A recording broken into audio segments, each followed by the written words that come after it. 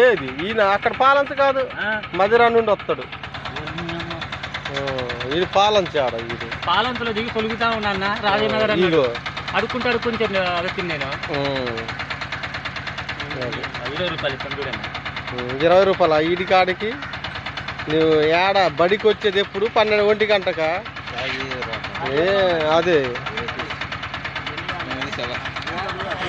వాడితాను కొన్నాడా అన్న ఎక్కిచ్చేసేయండి, లేకపోతే పాలంచలో ఇక్కడ సెంటర్లో దింపుతా. ఏం మూసుకో, చేసేది తప్పు. తాగి ఎందుకు రావాలి బడికి? పిల్లలకి ఏం చెప్తావు నువ్వు? తొక్కుతా ఆడబెట్టి ఏంటి మూసుకొని ఉండాలా? ఏంటి బడికి తాగి రావటమా? నీలాంటి వల్ల మాలాంటి వాళ్ళు నిరుద్యోగులు ఎంతమంది ఉన్నారు? నువ్వు పెద్ద పొడ్డంగానే నీకు ఇచ్చారు, ఏడుతూ పెద్ద. ఎందుకు జీతం ఎంత నీకు చెప్పు? జీతం ఎంత ఇస్తున్నారు నీకు చెప్పు?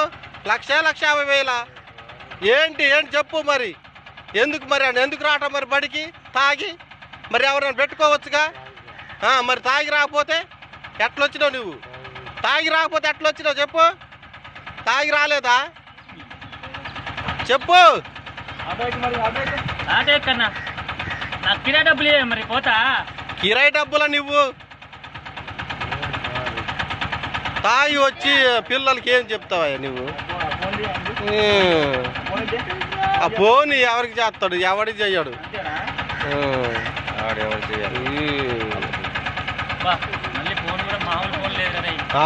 ఇలాంటి ఫోన్లు ఉంటే ఆయన పని చేస్తాయా? జాబ్ ఎవరిచ్చాడు? తీసుకొని వచ్చిన డీజిల్ పాలంత పోవాలా వద్దా? ఇవ్వు డబ్బులు. ఎందుకు ఎవరికి ఫోన్ చేస్తాడు? జై ముక్కుంటారా అంటే మళ్ళీ ఇప్పుడు పిల్లలకి ఏం చెప్పడు, ఏం చేసేది లేదు. కూడా ఆడ చెట్టు కింద కాదు, నీ ఎండలోనే ఉండాలా. ఎండలోనే ఉండాలి. చెట్టు కింద ఉంటే మళ్ళీ ఎక్కుద్ది, ఎండలో ఉంటేనే దిగుద్ది. ఆ బట్టలు మొత్తం ఇప్పి ఆ ఉసుకులో పడుకోబెడితే అప్పుడు దిగుద్ది. ఎందుకు ఏడిపోయేది? ఇవాళ ఖచ్చితంగా పెడతా కదా నాకు స్టేటస్లో పెట్టేస్తాను.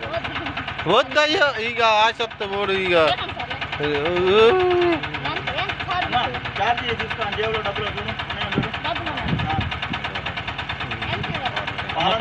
తీసుకొచ్చినమ్మా నల్లపై పాలసరి 100 ఇవ్వు మనం. 200 ఇవ్వనన్న డీజిల్ మందం అయినా మరి ఒక్కరికే వచ్చిందమ్మా పాలంచమ్మా. 2-3 లీటర్ డీలే కాలుతుంది. ఇట్లాంటి వాడని తెలిస్తేనే అసలు ఎక్కించుకేటోనే కాదు. ఇన్ని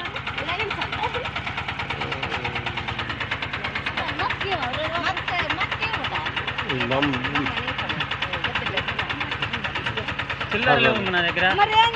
డీజిల్ ఉంది నా దగ్గర. సిటీ అమ్మా డీజిల్ కొట్టిస్తా.